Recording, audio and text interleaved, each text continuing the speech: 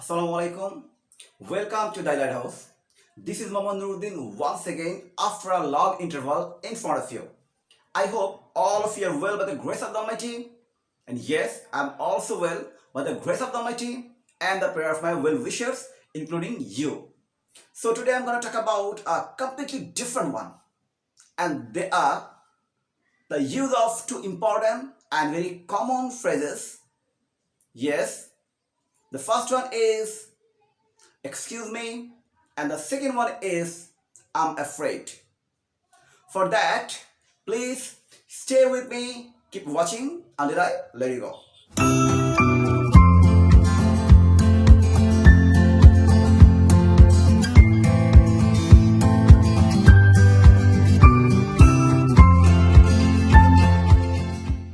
Welcome back. So বন্ধুরা, আজকে আমরা মূলত দুটো কমন ফ্রেজ নিয়ে আলোচনা করব। ইয়েস, একটা হচ্ছে the use of excuse me or pardon me, এবং দ্বিতীয়টা একটু কম ব্যবহৃত হয়ে থাকে, বাট এটাও অনেক কমন একটা ফ্রেজ, এবং সেটা হচ্ছে I'm afraid or I'm afraid that. Okay, তো এই দুইটা ফ্রেজ নিয়ে মূলত এই দুইটা ফ্রেজ কখন আমরা ব্যবহার করব, কোন কোন ক্ষেত্রে ব্যবহার করব, সেটা হচ্ছে আজকের লেসনের আলোচ্য বিষয়। তো তোমরা দেখতে পাচ্ছ যে বোর্ডে প্রথমত হচ্ছে এক্সকিউজ মি একটা ফ্রেজ দেখা যাচ্ছে, এবং এর সাথে দুটো এক্সাম্পল, এবং পরবর্তীতে হচ্ছে আই এম অ্যাফ্রেড, এবং এর জন্য দুইটা এক্সাম্পল দেয়া আছে।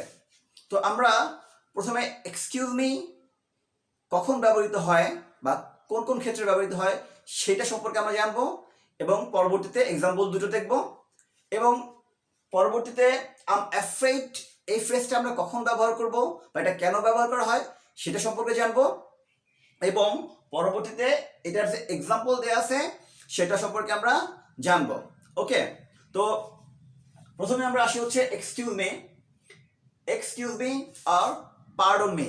ওকে, তো এই এক্সকিউজ মি আর পার্ডন মি দুইটার কথা অর্থ যদিও হচ্ছে ক্ষমা করা বা মাফ করা, অর্থাৎ আমাকে ক্ষমা করে দিন বা মাফ করে দিন বা ক্ষমা করেন অথবা মাফ করেন, এই জাতীয় জিনিস বোঝায়, কিন্তু এটার বহুল ব্যবহার আমরা লক্ষ্য করে থাকি। মূলত এটার সবচাইতে বেশি ব্যবহার যে ক্ষেত্রে হয় সেটা হচ্ছে ড্রয়িং সামওয়ানস অ্যাটেনশন, অর্থাৎ কারো মনোযোগ আকর্ষণ করার ক্ষেত্রে আমরা কি করি, সাধারণত এক্সকিউজ মিটা ব্যবহার করে থাকি। আবার কখনো কখনো এমন হয় যে দুই বা দুইয়ের অধিক ব্যক্তি কথা বলতেছে, তো আমি সেখানে আমার অনুপ্রবেশ ঘটলো সেখানটায়, এবং আমি তাদের কথার মাঝখানে কিছু একটা বলতে চাই, অবশ্যই প্রাসঙ্গিক। তো সেই ক্ষেত্রে তাদের কাছ থেকে অনেকটা পারমিশন চাওয়ার মতো করে যখন আমি বলতে যাব, তখন আমাকে অবশ্যই এক্সকিউজ মি ফ্রেজটা ব্যবহার করতে হবে। ওকে, তো এছাড়াও যখন কখনো যদি এমন মনে হয় যে কারো ঠিকানা জানা দরকার, কোনো একটা বিষয় জানতে চাওয়া দরকার আছে, বা কোনো একজন আননোন ব্যক্তির কাছে কোনো কিছু জানতে চাওয়া, অথবা আমি লাইনে দাঁড়ালাম, অথবা আমি কোনো দোকানে গেলাম, তো অপরিচিত এবং আননোন পার্সনের ক্ষেত্রে কথা বলার ক্ষেত্রে মূলত আমরা এই এক্সকিউজ মিটা বেশি ব্যবহার করে থাকি। ওকে, তো আর এছাড়া এটার অর্থ হচ্ছে মূলত মাফ করা বা ক্ষমা করা, সেই ক্ষেত্রে তো অবশ্যই আমরা এটা ব্যবহার করব, তবে তার চাইতে বেশি ব্যবহার করা হয় হচ্ছে অ্যাটেনশন ড্র করার ক্ষেত্রে। তো আমরা এখানে দুইটা এক্সাম্পল দেখতে পাচ্ছি। প্রথমটা হচ্ছে excuse me, can you tell me to the nearest inn, অর্থাৎ এখানে এক্সকিউজ মি বলে একজন ব্যক্তি, ধরো তুমি কোনো একজন ব্যক্তির কাছে জিজ্ঞাসা করলো যে ভাই কাছাকাছি কি কোনো হোটেল আছে কিনা, বা কোনো মোটেল বা হচ্ছে যেখানটা আমি থাকতে পারি, বা হচ্ছে যেখানটা আমি রাত্রযাপন করতে পারি, এমন কোনো ব্যবস্থা আছে কিনা। ওকে, তো নতুন একটা জায়গায় তুমি গিয়েছো, তো অবশ্যই জানতেই চাইতে পারো, তো তুমি জিজ্ঞাসা করছো কোনো একজন স্ট্রেঞ্জারকে, কোনো একজন ওই যে একজন লোকাল অধিবাসী যে, বা কোনো একজন ব্যক্তিকে তুমি জিজ্ঞাসা করেছো যে এটার ঠিকানাটা কি মূলত, বা এটা কোথায়। ওকে, তো সেই ক্ষেত্রে কি হলো যে সে তোমাকে বলে দিল যে হ্যাঁ আপনি সামনে যান, বা হচ্ছে সামনে গিয়ে ডানে যান, বা এক্সেট্রা এক্সেট্রা কিছু একটা সে বলে দিল, কিন্তু তুমি যে ব্যক্তির কাছে জানতে চাইলাম যে ঠিকানাটা কোথায়, তো ওই ব্যক্তি তো তোমার পরিচিত না। যেহেতু ব্যক্তি তোমার পরিচিত না, এর জন্য এটা ভদ্রতার ব্যাপার যে তুমি তার কাছে কি করলা, প্রথমে এক্সকিউজ মি অথবা পার্ডন মি বললা, এবং বলার পরে কি হলো, তারপরে তার কাছ থেকে এটা জানতে চাইলা। ওকে, তো এটা ছাড়াও আমরা দেখতে পাচ্ছি excuse me, interrupting, there's a thing I feel I have got to say.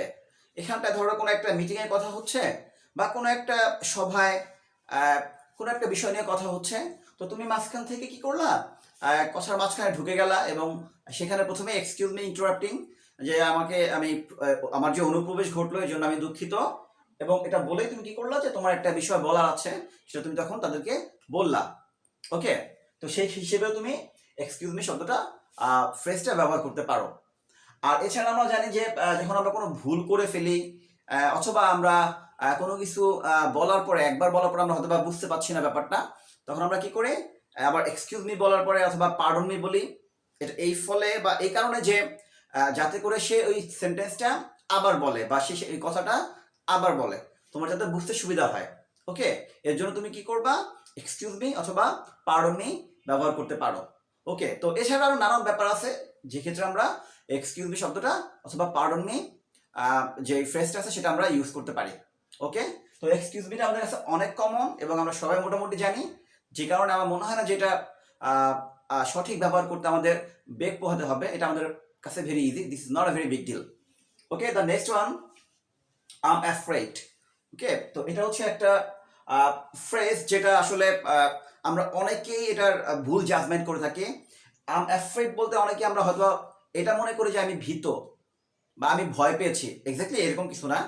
I am afraid বলতে আমি ভীত এটাও বোঝায়। ওকে, বাট আমরা যখন এটাকে ব্যবহার করবো অ্যাজ আ ফ্রেজ, তখন সেক্ষেত্রে আমাদের মাথায় রাখতে হবে যে এই I am afraid, excuse me বলতে যেমন আমাকে ক্ষমা করে দিন, আমি কোনো একটা অপরাধ করেছি ক্ষমা করে দিন, এটা যেমন বোঝায় না, ঠিক একই রকম ভাবে আই এম অ্যাফ্রেড, আমি ভীত, এটাও কিন্তু বোঝাচ্ছে না। এখানে আই এম অ্যাফ্রেডটা আমরা তখনই ব্যবহার করব, অর্থাৎ যখন তুমি তোমার সিনিয়র কোনো পার্সনকে অথবা এমন কোনো ব্যক্তি আছে যাকে তুমি একটা নেগেটিভ সংবাদ তুমি দিবা, অর্থাৎ তুমি একটা কাজ করতে পারবা না বা তুমি এমন কিছু একটা তাকে বলতে যাচ্ছ যেটা শুনলে সে হয়তো কষ্ট পেতে পারে। ওকে, সে he may be disappointed, sad or angry, anything like this. তো তখন তুমি তাকে ব্যাপারটা যাতে সে অ্যাংরি ফিল না করে, যাতে সে ডিসঅ্যাপয়েন্টেড না হয়, দুঃখ না পায়, এর জন্য তুমি কি করবা, একটু জেন্টলি তাকে বলার জন্য আই এম অ্যাফ্রেড ফ্রেজটা ব্যবহার করতে পারো। ওকে, আই এম অ্যাফ্রেড দিয়ে তুমি যখন শুরু করবা তখন আলটিমেটলি সেটাকে কি বোঝায়, যে তুমি তাকে সে যাতে কষ্ট না পায় এবং তোমার ভদ্রতা প্রকাশ করার ক্ষেত্রে তুমি মূলত এই ফ্রেজটা ইউজ করেছো।